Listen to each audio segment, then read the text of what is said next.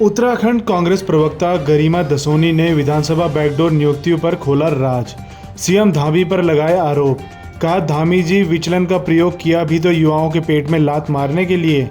और क्या कहा आइए देखते हैं। आप सभी को मेरा अभिवादन, संध्या काल का नमस्कार। अभी मैंने लगभग 5:30 बजे के करीब एक फेसबुक लाइव किया था। उस लाइव के होते होते उसको डिलीट कर दिया गया साथियों, और मेरे तमाम साथियों का सब तरफ से फ़ोन आया कि आपका लाइव दिखाई नहीं पड़ रहा फेसबुक पर। लेकिन मैंने किया था, 15 से 20 मिनट का लाइव था। आप दमन कह लीजिए, तानाशाही कह लीजिए, वो लाइव डिलीट कर दिया गया क्योंकि उस लाइव में बहुत सारे राज खुल रहे थे। उस लाइव से बहुतों के मुंह पर कालिक पुत रही थी।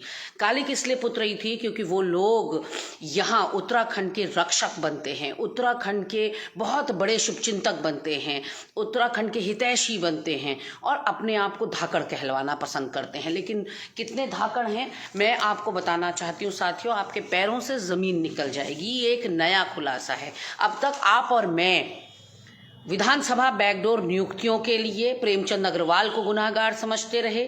हम समझते रहे कि रितु खंडूरी गुनाहगार हैं जो एक तरफा कर रही हैं। रितु खंडूरी जी चोट जरूर कर रही हैं, लेकिन कहीं ना कहीं वो एक तरफा चोट कर रही हैं, पता नहीं क्यों। लेकिन भ्रष्टाचार के मामले में 2 जगह पर वो चूक कर रही हैं। एक तो ये कि जांच केवल 2016 से 22 के बीच में क्यों। हाई कोर्ट की डबल बेंच ने, आपको पता है कि 2 दिन पहले निर्णय दिया है, और उस निर्णय में उन्होंने साफ कहा है साथियों कि जब से राज्य गठन हुआ है तब से लेकर अब तक धांधली हुई है विधानसभा नियुक्तियों में, भर्तियों में। और तो और नेपोटिज्म हुआ है, यानी कि भाई भतीजावाद खुलकर हुआ है। अब जो मैं राज खोलने वाली हूं उसके लिए दिल थाम कर बैठिएगा। दूसरा, रितु खंडूरी जी की पहली गलती है कि 2016 से 22 के बीच की जांच करवा रही हैं आप, और आपने कहा था 2016 से पहले की जांच के लिए मैं विधिक राय लूंगी। 3 महीने से ऊपर बीत चुका है, लेकिन मैडम को कोई विधिक राय देने वाला शायद मिल नहीं रहा है। वहीं दूसरी बात जो गलत है वो ये कि नियुक्ति पाने वालों पर चोट और नियुक्ति करने वालों को क्लीन चिट। नियुक्ति पाई लोगों ने तो वो भ्रष्टाचारी, उन्होंने गलत रास्ते अख्तियार किए। आप और हम सब समझते हैं कि बैकडोर से उन्होंने नियुक्तियां पाई, तो डेफिनेटली वो तो गलत हैं ही, संवैधानिक तौर पर कह लीजिए, नैतिक तौर पर कह लीजिए, या वैधानिक तौर पर कह लीजिए। पर जिन लोगों ने नियुक्तियां दी वो कैसे पाक साफ हो गए, यहां पर ये सवाल बड़ा उठता है।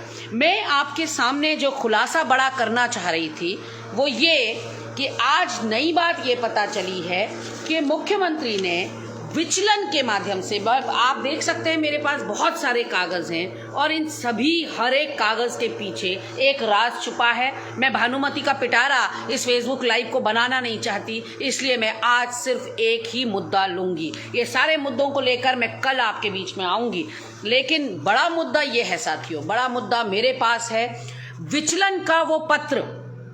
पहले हम जान लेते हैं आपस में कि विचलन होता क्या है।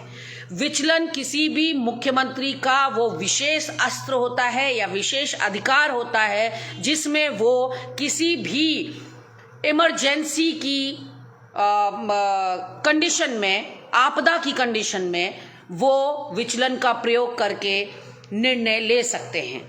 अमूमन तौर पर कैबिनेट बैठक में निर्णय लिया जाता है और वो कानून का रूप जो है विधानसभा सत्र में बन जाता है। लेकिन जब कभी भी समय का अभाव होता है तो कोई भी मुख्यमंत्री विचलन को यूज करके, विचलन की अपनी स्पेशल पावर्स को यूज करके सुपरमैन की तरह राज्य हित में कोई भी डिसीजन किसी भी विभाग से संबंधित ले सकता है। मुख्यमंत्री ने भी विचलन का प्रयोग किया। आप समझेंगे कि बहुत ही कोई महत्वपूर्ण विषय रहा होगा, बहुत ही इमरजेंसी रही होगी, तभी मुख्यमंत्री ने शायद विचलन का यूज किया होगा। जैसा कि मैंने कहा, विचलन ब्रह्मास्त्र है। विचलन वो लास्ट रिजॉर्ट है, वो लास्ट ऑप्शन है जो मुख्यमंत्री को लेना पड़ता है, करना पड़ता है जब उनके पास समय की कमी रहती है और सपोज आपदा के समय पर कोई बड़ा निर्णय लेना है, टेंडर प्रक्रिया को ओवरलुक करना है, तुरंत मेडिकेशन चाहिए प्रदेश की जनता को, तो तुरंत किसी को कंपनी को हायर करना है। ऐसे में कैबिनेट बैठक का समय नहीं होता है, ऐसे में तुरंत निर्णय लेना होता है और मुख्यमंत्री विचलन का यूज करते हैं। अब ये विचलन का प्रयोग मुख्यमंत्री ने किया है, इसमें मुख्यमंत्री ने दो गलतियां करी हैं। एक तो विचलन का प्रयोग, अपनी शक्तियों का प्रयोग गलत जगह पर किया है, जिनको हम धाकड़ धामी कहते हैं, बहुत ईमानदारी का प्रतीक, युवा चेहरा, हृदय सम्राट, युवा दिलों की धड़कन और पता नहीं क्या क्या विशेषण उनके लिए लगाए जाते हैं। लेकिन विधानसभा बैकडोर नियुक्ति के सबसे बड़े आरोपी कह लीजिए या सबसे बड़े गुनाहगार के रूप में मुख्यमंत्री निकले हैं। उन्होंने किसी राज्य हित में, युवा हित में, महिला हित में किसी में निर्णय नहीं लिया।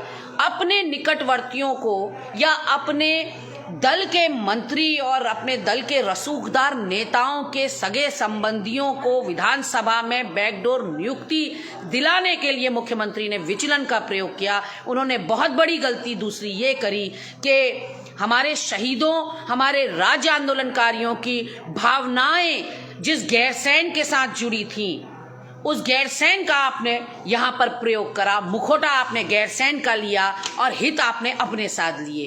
प्रदेश के युवाओं के पेट में लात मारने के लिए विचलन का प्रयोग हुआ। ये सबसे बड़ा दुख का विषय है साथियों।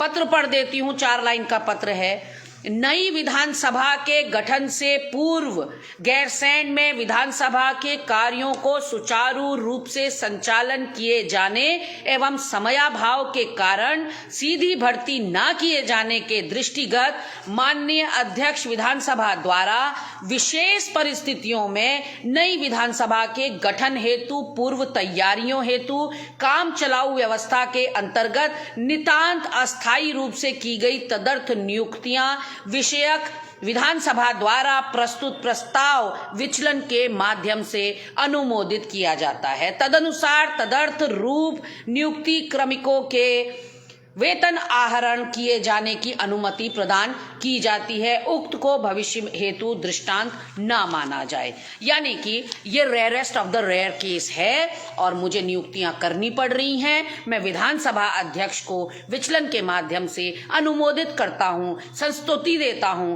कि वो ये बैकडोर नियुक्तियां कर सकते हैं। यानी कि जिन 228 नियुक्तियों पर प्रदेश में बवाल मचा हुआ है, जिनके लिए लगातार आप और हम शायद अभी तक सोचते रह गए कि प्रेमचंद अग्रवाल मंत्री की कुर्सी से उतारे क्यों नहीं गए, प्रेमचंद अग्रवाल से वो तमाम सुख सुविधाएं छीनी क्यों नहीं गई, जब उन्होंने इतना बड़ा धोखा या इतना बड़ा भ्रष्टाचार राज्य के साथ किया है। हम और आप सोचते रह गए कि आखिर प्रेमचंद अग्रवाल अपनी कुर्सी पर यथावत कैसे बैठे हुए हैं।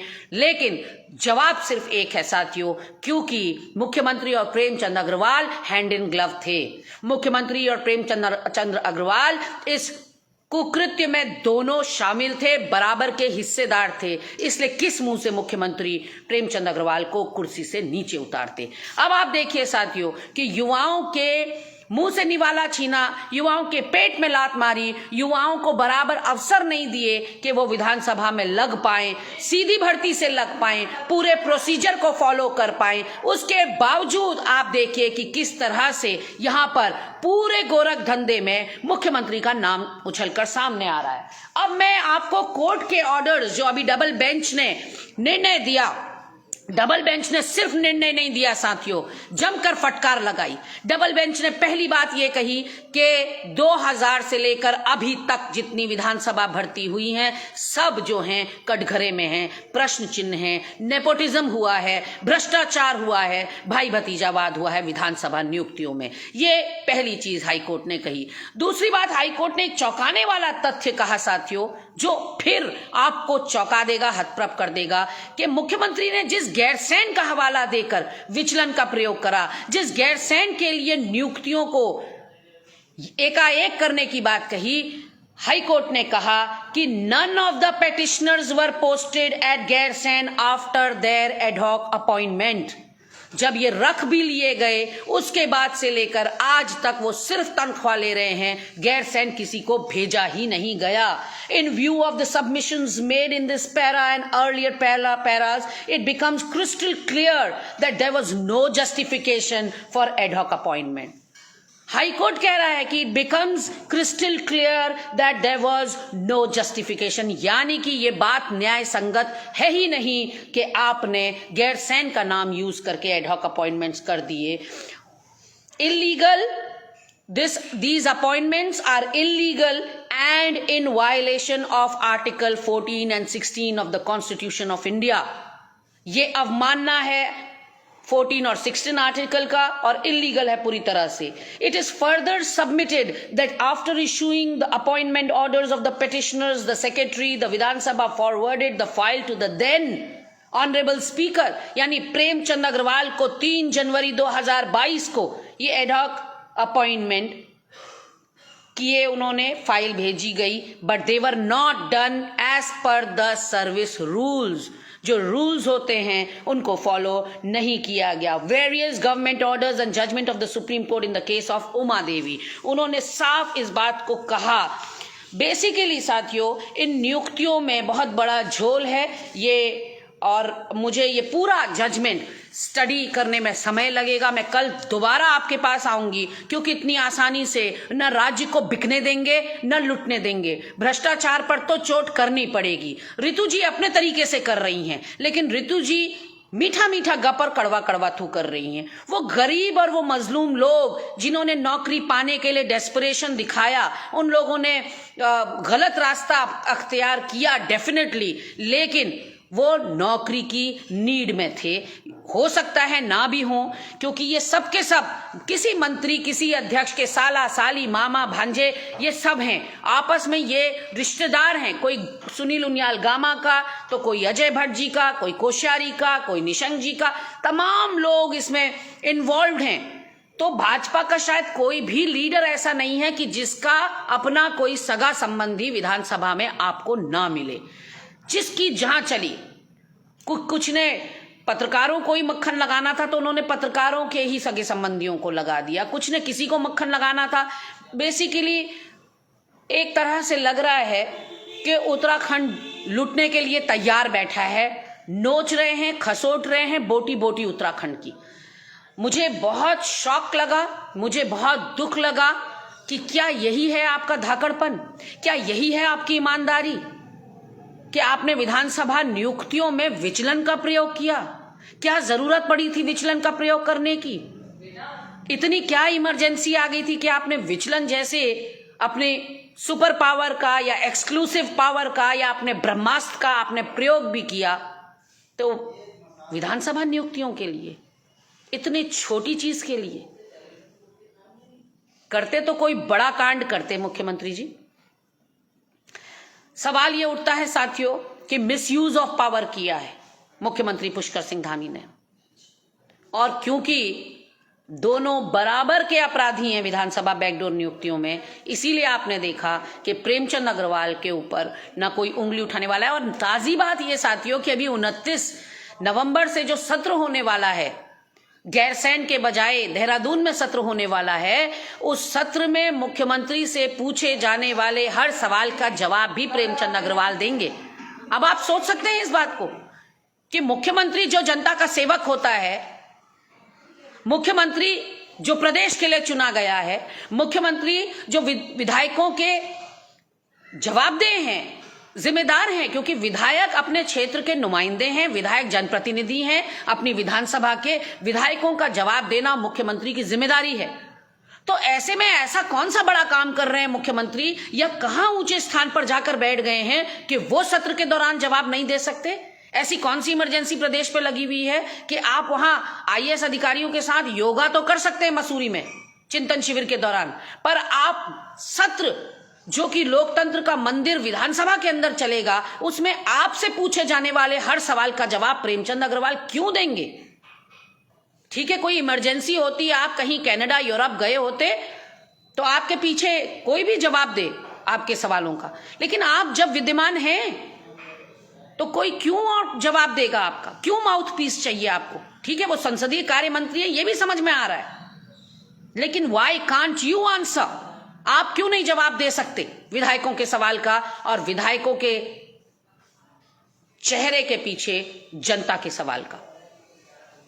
विधायक जनता का सवाल आपसे पूछता है और आप उसका जवाब देने के लिए असमर्थ हैं, तो मुझे लगता है आप राज्य चलाने के लिए भी असमर्थ हैं, क्योंकि आप कानून व्यवस्था पर बुरी तरह से घिर रहे हैं। आज की खबर है साथियों, 2.5 साल की एक बच्ची के साथ हल्द्वानी के आसपास नैनीताल जिले में दुष्कर्म हो गया और बच्ची अभी भी क्रिटिकल है, बहुत नाजुक हालत में है। तो अंकिता, पिंकी, ममता की फहरिस्त में, किरण नेगी की फहरिस्त में एक बच्ची और जुड़ गई। मुझे नहीं पता कितना सच है कितना गलत है एनसीआरबी की रिपोर्ट, कांग्रेस की नहीं, एनसीआरबी की रिपोर्ट कितनी सच है कितनी झूठ है मुझे नहीं पता, लेकिन एनसीआरबी कहता है उत्तराखंड में पर डे, प्रतिदिन एक रेप हो रहा है, एक बलात्कार हो रहा है।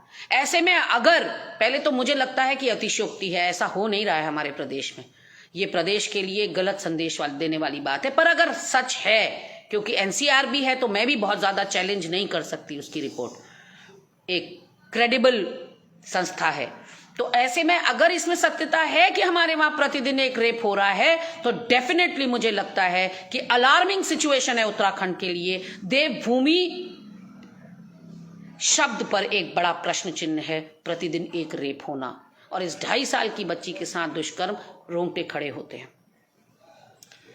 तो मुख्यमंत्री क्योंकि इस विधानसभा सत्र में कानूनी व्यवस्था पर घिरने वाले हैं, मुख्यमंत्री UKSSC पे घिरने वाले हैं, मुख्यमंत्री विधानसभा बैकडोर नियुक्तियों पर घिरने वाले हैं, मुख्यमंत्री केदार भंडारी के लापता होने के लिए घिरने वाले हैं, तो मुख्यमंत्री ने चुप रहना, धृतराष्ट्र बने रहना बेहतर समझा है।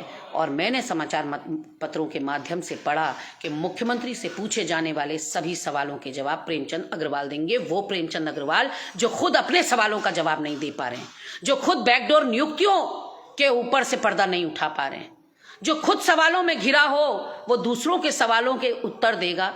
है ना हास्यास्पद बात, मखौल उड़ाने वाली बात। खैर आज आई, कल मैं और जरूरी बातें इसी हाई कोर्ट के जजमेंट के मद्देनजर, कोटिया जी की जो रिपोर्ट अभी तक बाहर नहीं आई थी, 3 सदस्यीय रिपोर्ट, एक समिति बनी थी, उनकी रिपोर्ट को लेकर आपके बीच में आऊंगी।